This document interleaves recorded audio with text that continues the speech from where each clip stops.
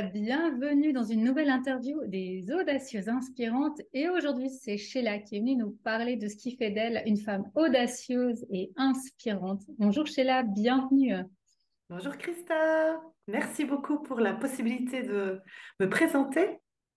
Merci à toi d'avoir accepté de nous partager tes petits secrets, tes pépites, de permettre à d'autres femmes d'entendre ce que tu as à partager et de leur permettre à leur tour de se dire, ben oui, moi aussi, comme Sheila, je peux être audacieuse et inspirante, je peux oser ma vie, être audacieuse dans ma vie. Alors avant que tu nous partages tes pépites, qu'est-ce qui fait de toi une femme audacieuse et inspirante, j'avais envie de partager un petit bout de toi aux personnes qui vont te découvrir aujourd'hui dans cette interview. Donc toi, Sheila, tu es aromathérapeute et chromothérapeute. Et j'aime beaucoup cette dénomination que tu utilises pour parler de toi, où tu dis que tu es sublimatrice de vie grâce à la couleur et au parfum. Et tu accompagnes les femmes et les enfants à sublimer leur vie, justement. Tu les amènes vers une lumière colorée et parfumée afin de dépasser leur zone d'ombre pour qu'ils puissent vivre une vie lumineuse. Et tu utilises cette très belle image pour les guider de d'être comme un phare dans leur vie, comme un phare dans la nuit pour les bateaux. Et ta mission aujourd'hui, c'est de donner des clés avec tes soins à des enfants, à des femmes, pour qu'ils puissent retrouver une relation autant avec eux-mêmes qu'avec les autres, qui soit harmonieuse et apaisée. Tout à fait. Et alors moi, ce que j'ai envie de savoir, c'est pourquoi ce choix de l'aromathérapie, de la chromothérapie dans tes soins? Comment c'est venu pour toi cet attrait pour ces domaines? Alors concernant l'aromathérapie, donc ça c'est quelque chose qui date de mon enfance. Ma maman me disait toujours dans ta chambre, ça sent toutes les odeurs du monde. J'avais des pots pourris, des parfums miniatures, je collectionnais toutes les choses qui avaient une odeur. Donc d'autant que je m'en souvienne, ça fait vraiment partie de mon ADN, on peut dire. Et puis plus tard, j'ai développé la clairolfaction. Donc je reçois des messages, mais l'odeur n'est pas là. Donc moi, je la sens. Et puis je me suis dit, mais comment est-ce que je vais bien pouvoir...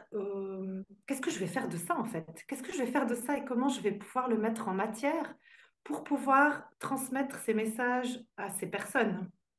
Et du coup, les huiles essentielles sont un excellent outil justement pour pouvoir mettre en matière et transmettre le message vibratoire à la personne en question qui vient me voir pour justement apprécier ensuite une vie colorée et lumineuse.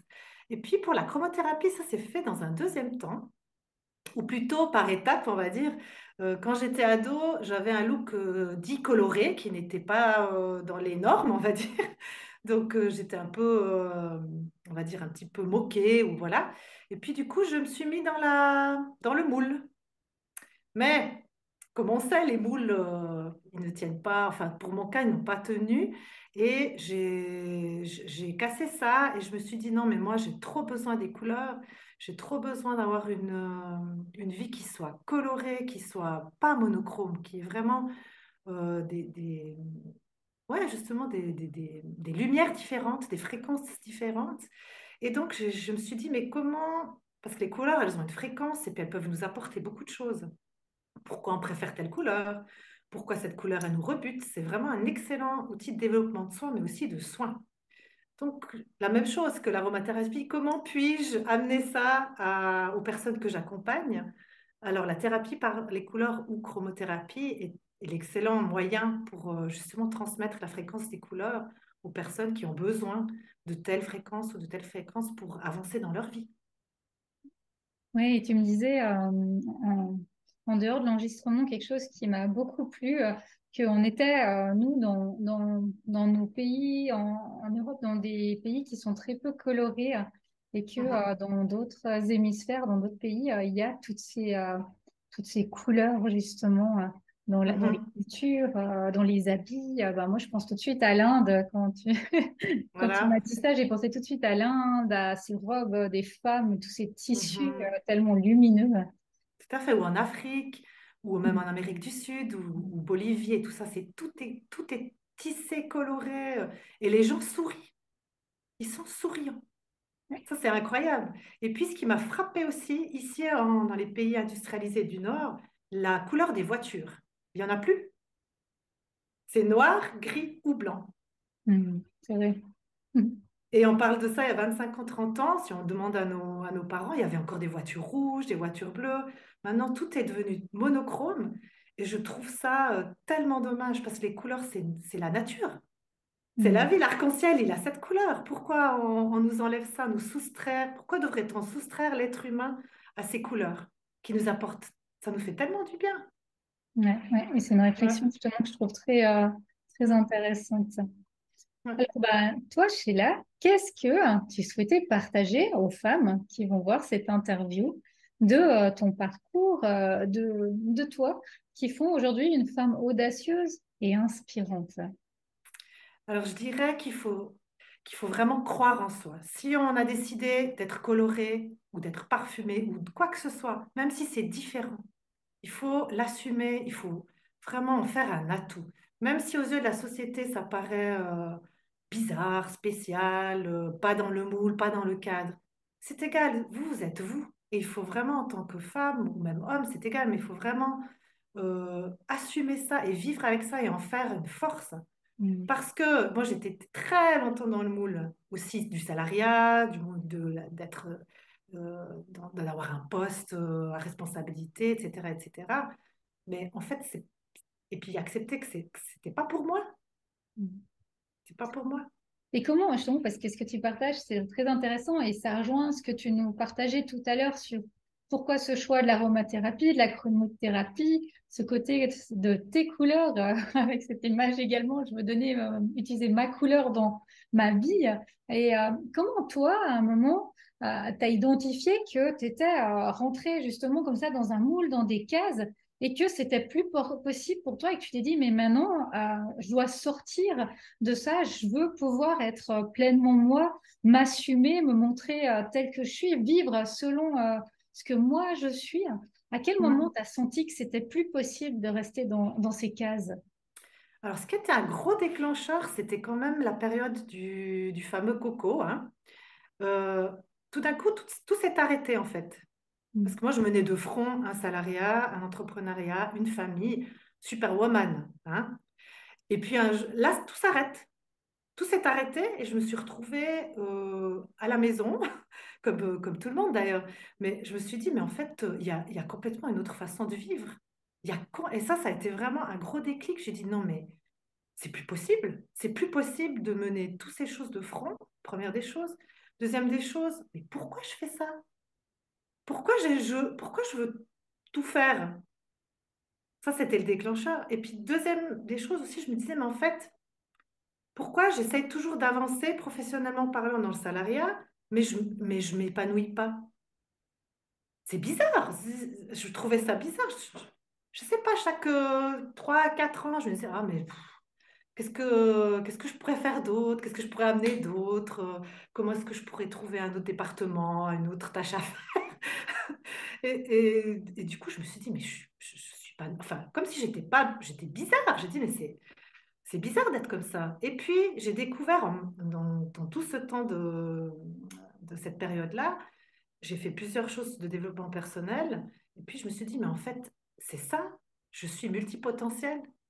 Je suis capable de faire plusieurs choses, mais ça doit être à mon rythme et à ma façon. Ce qui, Mm. dans le salariat, est un peu plus compliqué. C'est pas que je me plaisais pas, mais il manquait la fameuse flamme colorée, vibrante, parfumée à l'intérieur de moi qui était un petit peu éteinte.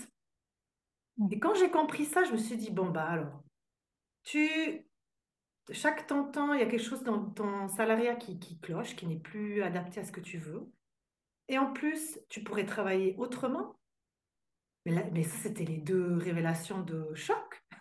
Mais comme deux claques des deux côtés, je me suis dit, mais et jamais je m'étais vraiment posé la question.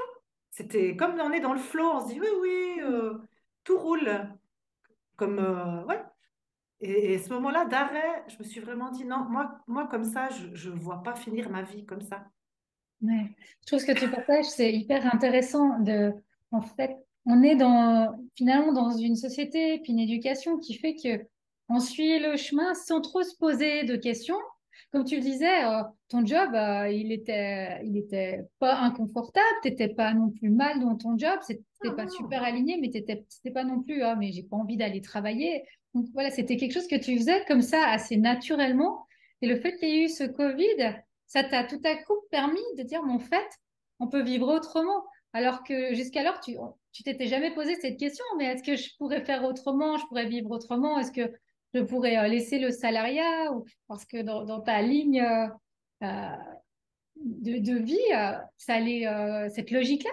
Tu as un job, tu fais ton job, tu as une maison, ah, bah, tu as une petite entreprise à côté, tu peux Voilà. t'épanouir avec un petit à côté comme ça. Et à un moment, de se dire, OK, mais en fait, comme tu l'as dit, prise de conscience, mais en fait, je pourrais faire autrement. Et puis après, encore plus grande prise de conscience. En fait, je peux faire ce que j'aime. Je suis multipotentiel. Et là, c'est ce que tu as fait. Et je trouve ça très beau. C'est que à un moment, tu as utilisé justement tous ces potentiels dans ton entreprise pour créer tes prestations. En disant, bah oui, moi, j'ai de la chromothérapie, de l'aromathérapie, tel et tel soin. Et tout ça, ça fait partie de moi, de mes couleurs, comme tu le disais. Et je vais pouvoir les utiliser sans plus être dans cette case où, voilà, une tâche, un jour, un endroit est bloqué dans ce rythme-là sociétal. Mhm. Oui, d'autant plus qu'il n'y avait pas beaucoup dans mon entourage familial qui étaient entrepreneurs. Donc, je n'avais aucune idée, Mm. j'avais aucune clé.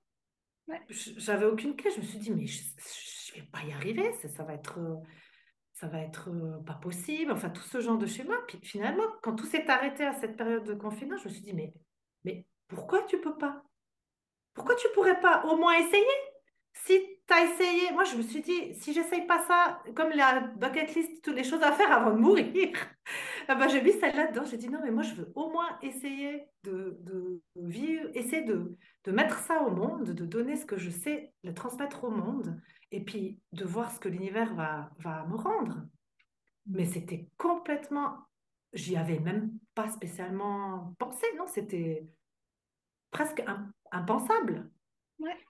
Et alors, justement, j'entends les personnes derrière l'écran qui disent, oui, alors Christa, Sheila, je vous entends bien, moi aussi, j'aimerais bien, mais comment concrètement il faut faire? Comment toi, Sheila, concrètement, tu t'y es prise après ces prises de conscience? Comment tu t'y es prise pour dire, bon, maintenant, j'y vais, je passe à l'action, j'ose, j'essaye, je veux pas partir, je veux pas quitter cette terre sans au moins avoir essayé.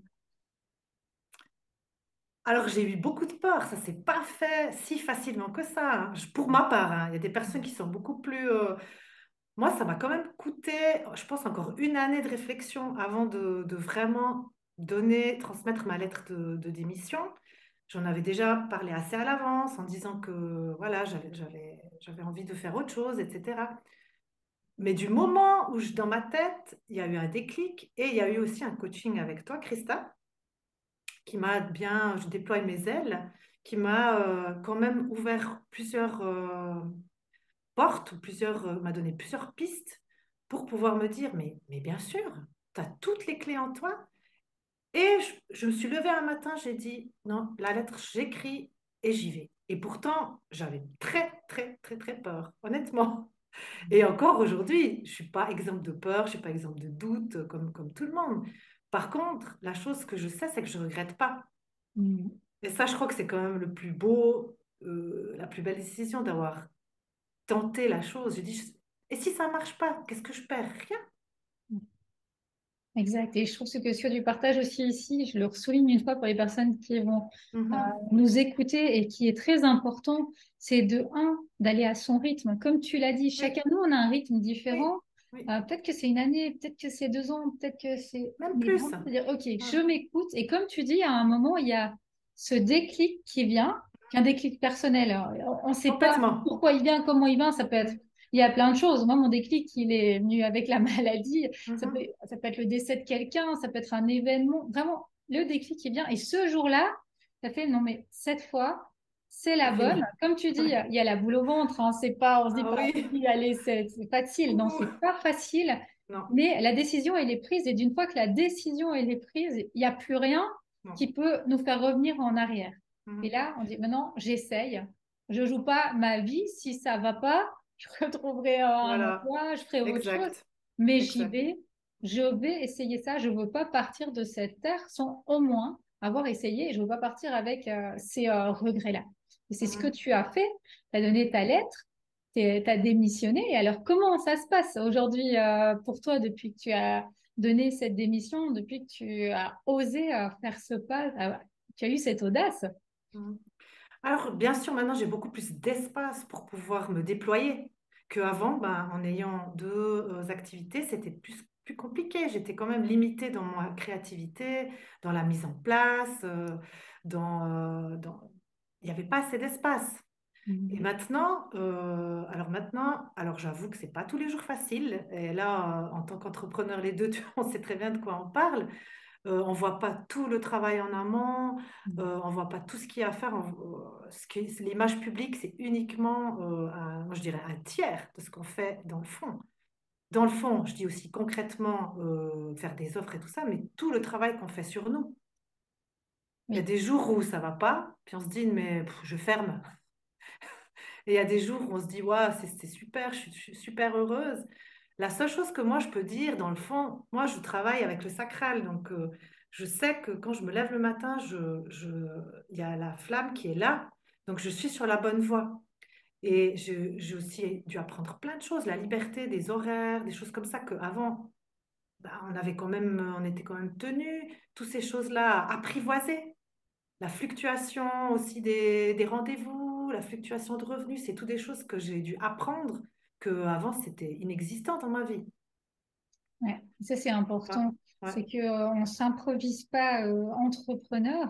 Et effectivement, comme tu dis, hein, on est coach, thérapeute. Alors, on est bon dans notre domaine d'expertise, mais la vie d'entrepreneur, et tu le dis Ouais, bien, et moi j'ai toujours cette image de l'iceberg, et c'est ça, c'est complètement. que les gens, Mhm. ils voient le sommet de l'iceberg, ok, je fais des coachings, je fais des soins, je suis thérapeute, ça c'est le sommet de l'iceberg, et dessous, bah, il y a tout le reste. Il faut Mhm. créer des prestations, il y a une comptabilité, il y a des idées, il y a des annulations de rendez-vous, il y a des réponses à des téléphones, il y a un millier de choses à prendre en compte qui restent vraiment qu'on ne voit pas, que les gens ne voient pas. Et c'est vrai que c'est un long chemin, ce chemin de l'entrepreneuriat. Et comme tu le dis, c'est pas tous les jours. Ah bah j'ai quitté le salariat, c'est ma meilleure vie, je m'amuse tous les jours. Il y a des jours où, comme tu le dis, on a un mindset. Moi, je dis toujours que j'ai un mindset pourri, mais Voilà. on te dire, mais ah mais pourquoi je fais ça quoi? Qu'est-ce qui m'a Ouais. pris? On Voilà. peut plus, je suis à bout. Et puis tout à coup, comme tu dis, et je trouve que c'est cette image-là que tu dis du sacral, mais il y a quelque chose de plus grand qui me dit, Mhm. waouh, un rendez-vous, une personne, une situation. Tu dis, mais oui, c'est pour Mhm. ça que je fais ça, je le sais pourquoi je le fais, parce Mhm. qu'il y a quelque chose là qui m'illumine, qui m'allume quand je fais ça, mais c'est Mhm. incroyable ce que je ressens. Puis il y a une deuxième chose aussi que je trouve que moi, ça m'épanouit beaucoup en étant multipotentiel.